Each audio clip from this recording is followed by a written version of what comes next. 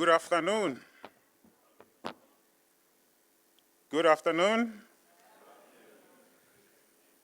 What a wonderful time again to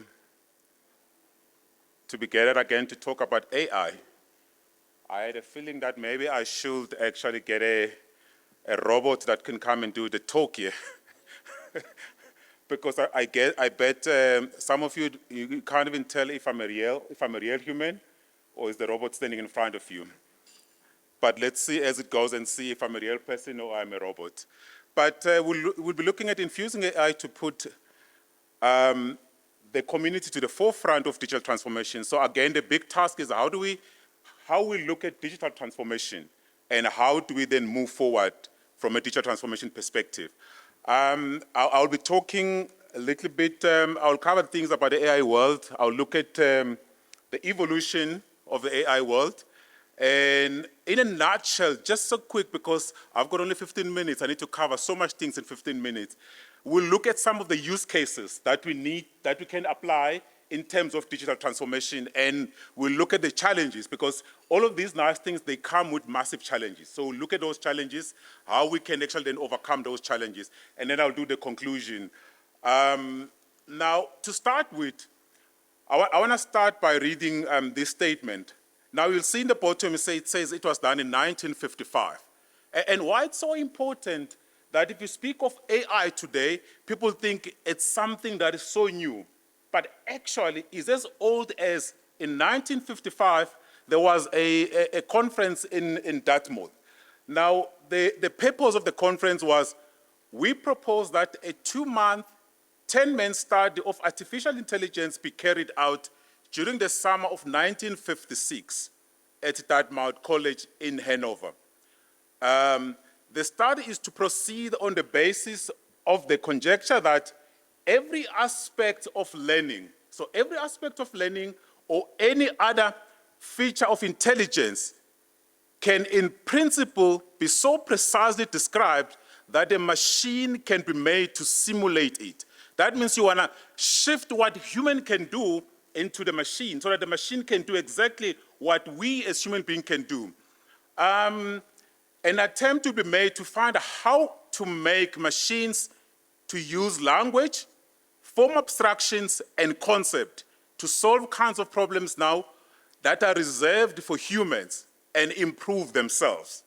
Now that becomes an iteration, ongoing, continuous learning of the machine so that they can become better and better, and eventually there's a chance that they'll be better than human. I think let's wait for that moment, because then you will tell at the end if I am a robot or a person speaking here. Now, we think that a significant advance can be made in one or more of these problems if a carefully selected group of scientists work on it together for a summer. So that was a founding conference, and that was in 1955, 67 years ago.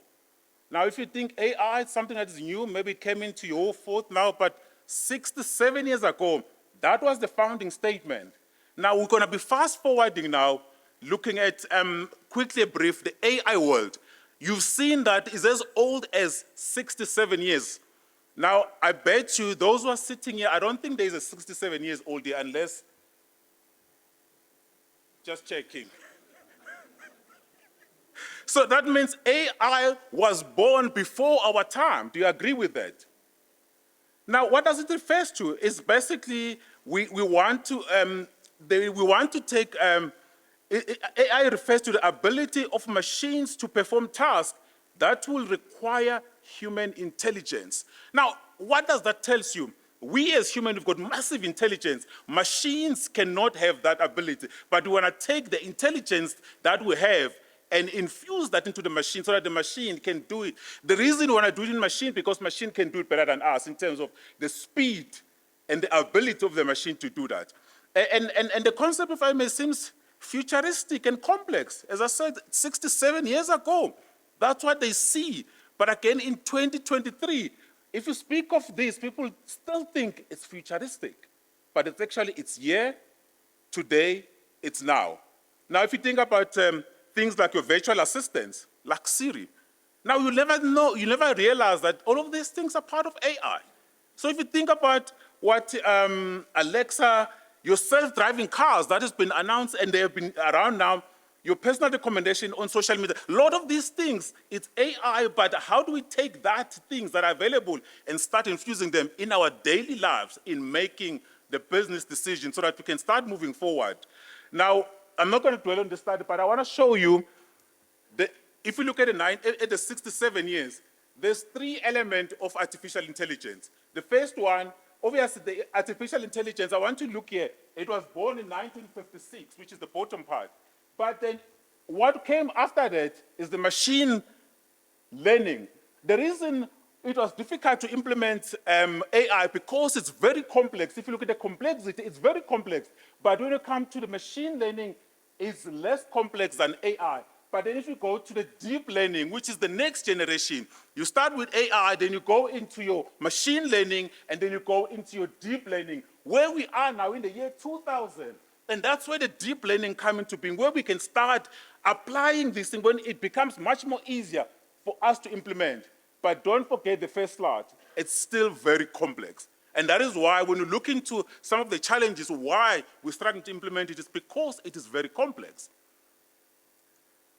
So in a nutshell, I've already spoke about this. I just want to draw your attention in terms of our day-to-day basis, where we can actually use. I'm looking at a wide range of application in various fields. And those talks about, let's look about the healthcare industry. Now, if you think about the healthcare industry, today, if you look about a few years ago, call it what, when we were hit by the world pandemic, COVID. Now, there was enough data, if you think about it, across the world, the health-specific data that we could have taken and start applying intelligence into the data to predict what's going to happen. But we had to go through a process of 2 years of suffering because at the time, I know of big insurance companies, the healthcare companies, that had massive research that was done before COVID. They actually have a clear view because they collected enough data, but they were scared to apply intelligence into the data to release it so that they can help the nation to move forward. And that is the challenge that we have. We've got so much data, but we don't know what to do with that data. As we walk around, we're collecting so much data. In the industry space, some of us are wearing the smartwatch. How much data do you collect on a daily basis when you walk around?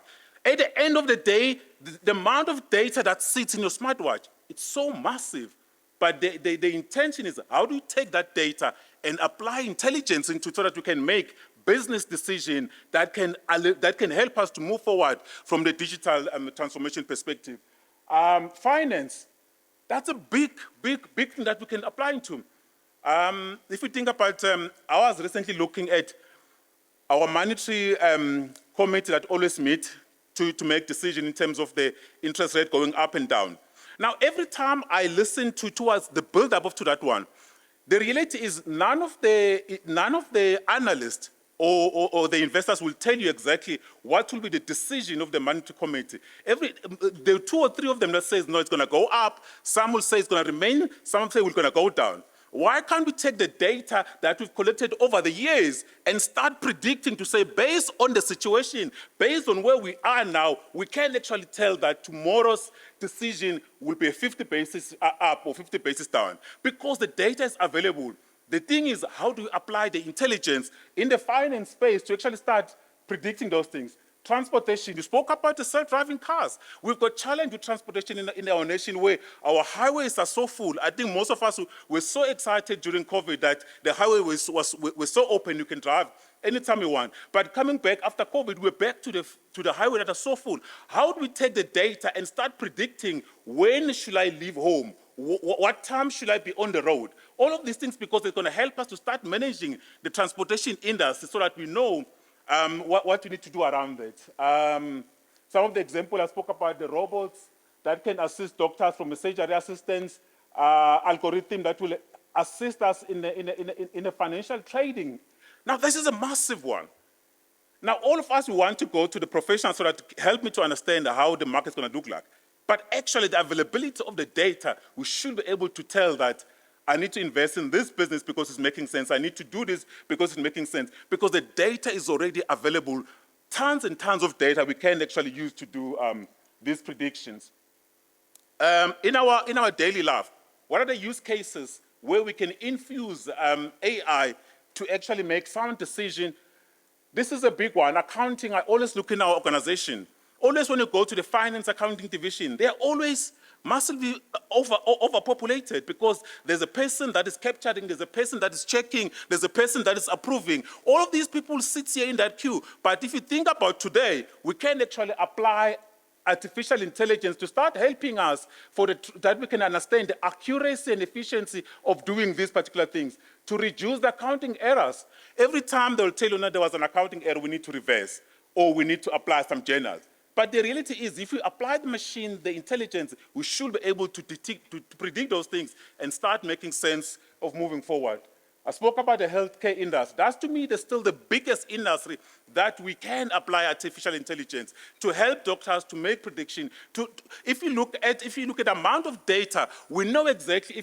I think Google at one stage they took a lot of data, and they can predict that in 15 days there's going to be a flu breakdown, there's a breakout. But why? Because they had enough data to actually look at the location and the data, then they can start making those predictions. But again, people are scared to listen to those predictions. The reality is that thing's available, it's been with us, but we need to start taking it to the next level and say, how do we use it? Social media is a big one. The generation that are born today are born inside of social media. That's massive. In our marketing space, in our how we do our branding, how we, the brands, and all of these things we can start applying AI to actually predict what's going to happen. The marketing, I spoke about it. That's a big thing where we spend a lot of our money in our organization, in the marketing. How do we take AI to start predicting, to start doing your customer experience, optimizing the marketing campaigns, to do the machine language algorithm so that you know exactly when you're doing marketing, which segment you want to be targeting, how you're going to sending these emails, communication to these people, because you understand the market in the segment that you can work on that one. Our HR, recruitment is one of the biggest things that troubles all of us. We wanted to go through that whole process of doing interviews, analysis of doing the entire, every time we want to replace a person, it's a whole lot of process. Why? Because there's a lot of manual work that goes inside there. And we need to start using to help us. Sales is a big one. The biggest budget that we use in sales. How do we then apply artificial intelligence in our sales environment so that we can start reducing the budget? Now, there was a study that was done by the Harvard Business Review in terms of the sales environment itself. What they said is, if we are using AI in the sales environment, we can actually increase our leads by 50% or more than 50%. We can reduce our call time by over 60%, and we can reduce the cost by 40%. And that's the biggest cost of our organization, sits in the sales environment. How do we apply intelligence, artificial intelligence, to make sure that we can move forward in terms of those things? So those are the use cases, I think, in 15 minutes that we can start looking into to infuse and to start applying these things in terms of making decisions around the technology. So all of these things come with challenges. I said it's always nice what you can do, but what are the challenges that lies ahead? Quickly, if you look at there's the biggest one is around the regulations, the ethical, the legality around this thing. Every time you start collecting the data, because the data is already in there, what are the ethical challenges around it? Can the robot eventually take over from us? Can artificial intelligence take over and do the things that we never thought it will do, and maybe never listen to us again? Have you ever thought that we'll train this machine and it start doing the things that we're doing and eventually takes over from us and it takes the world to a different direction? Have you ever thought about that? Because those are the things that we need to start thinking about when we want to implement data privacy is a big thing. In terms of the decision that it makes, it can make a biased decision. That's the problem with the machine language, because it cannot explain how it made the decision. But all it's going to tell you, this is the decision based on the data that was fed to me, and this is the decision. But if you ask it, how did you come to that decision? It can't tell you, and sometimes it can make a biased decision when it comes to that. What's a big challenge in our country? Something to do with jobs. Every time you try to automate, to do something, people think people are going to lose their jobs. In my previous life, we work on, it's not even a deep automation, it's not even a deep machine language or or AI. We just applied RPA. We converted what they were doing manually into the RPA. And in that process, we did the work. We let them to do the work, and we left them for a year. When we come back and said, how far have you gone in terms of implementing these processes and try to make it work? They said, no, we couldn't move forward because every time we suggest a process that needs to be automated, they are scared that the people who are doing that process will lose their job. So eventually you can see that we are so scared that because of the job scarcity in our country, we don't want to move deep into the AI to allow the machine to do the work that human cannot do. And I always said in organizations, when people worry about jobs, just remind them that there are things that AI cannot do. I was speaking to my 12-year son, he's asking me what AI cannot do. I said, AI cannot tie your shoes, your shoelaces. Think about that. You're still going to need people who's going to come and tie shoelaces. AI cannot do your garden work. You're going to need a person that do the garden work. AI cannot be a psychologist. Remember the massive work around psychology because it doesn't have emotions. You need psychologists to come in and do the real work of emotions. AI cannot do that. While one door is closing, the massive door is opening, we can start directing the people not to worry about moving into that direction because the things that machine can do, let's allow machine to do those things and not worry about scarcity of jobs. I know I'm running out of time. I'm going to quickly wrap up now. The biggest challenge is expertise, the skills. We do not have enough. Remember I showed you in 1967 years ago, the complexity of AI to implement is still the biggest challenge. That's the challenge that we have. We need, as a nation, as an IT community, to make sure that we start dealing with the skill shortage. We will not every time when we need a skill go to India, go to the other countries. We need to start developing. We've got enough resources in this country that we can start developing in terms of the AI. That means we need to invest our money in developing the skill set around AI instead of focusing on the other things. So there's always a solution to the skill. Integration, the biggest thing is you can't just bring AI on the side. You need to integrate to your ecosystem. How do you make sure that whatever you bring on board will still integrate into your ERP, into your existing system? Because that's the power, because you don't want to run standalone or disintegrated systems. You want to make sure that all your systems are integrated. And the biggest thing, as I said, is cost. Now, cost and complexity goes together. The reason is organizations are scared to invest money into this. Think about during COVID, around that period, how much money we as organizations have invested in the concept of remote working, moving everyone to work on teams, making sure that we can save customers away from the office. The massive budget, I saw my budget tripled, and I cannot justify those things. Even today, when I have to go and explain why the budget tripled, the IT budget, I can't explain. Because it was the process, COVID pushed us to do that. We have to find other reasons that will push us to actually start investing more money in terms of this. Yes, it's going to cost us more money, but it's the right thing to do so that we can eventually reap the benefit at a later stage. I'm going to conclude. I'm going to talk about, so there's always three elements of the AI, and this one I'm just going to show you basically where AI sits in the space. But for AI to work, you need the data. So there's always that relation that you need a lot of big data that will teach your artificial intelligence. Once you start teaching the machine, then it can improve your Internet of Things. Now think about, I collect massive data every time I walk here. That data that I collect on the Internet of Things, whether it's in the mining industry, whether it's in the health industry, that data needs to be fed into the big data. Once it's fed into the big data, then we push it to teach the machine what it must do. And continuously we improve the performance of the machines. That's what we need to keep on doing, the data. So these are called the virtuous triangle of AI. And in conclusion, I want to mention that AI is rapidly evolving. It's a rapidly evolving technology that the potential to revolutionize the way we live and work. So it's here, it's going to be here. The way we live, the way we work, the way we do things is going to happen. That's from your healthcare, your transportation. We have made a lot of improvement and significant improvement, but we need to tap more into those things. As with any new technology, as I've mentioned, it's a new technology when you speak of it today, but it's 67 years old. But as with any new technology, there are also challenges and ethical concerns that we need to address. And that's why when I was looking at the challenges, I kind of talk about how we deal and address those challenges, because they will be there, but we need to find the ways to deal with them and address those challenges. So it's important for us to approach AI with caution and responsibility. We need to be responsible. Remember, I always dream about this, that one day the machine will take over, but I'm scared that will they take over and then human cannot control it. Think about where we are now from the climate control, the climate change. It's human that caused that thing to happen. And today we're struggling to manage and control it. Don't you think one day we will reach the same stage when you start getting the machine to do more and more of the work that we humans are not going to be able to do? Remember, there's still a lot of use cases that the machine cannot do. We still need people to perform and do those work.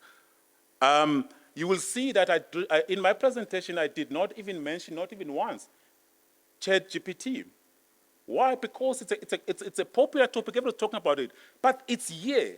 We need to look at the biggest challenge there. It's around the regulation, the legalities. How do you use it? The academics are struggling with that. They will confirm that we've got it now. You can ask it, please write me an essay, please do this for me. But is it legal? Where does plagiarism come into being? There's a lot of rules, governance around it that we need to put into place to make it work for this nation. Ladies and gentlemen, that's all I wanted to give you for today. Thank you very much.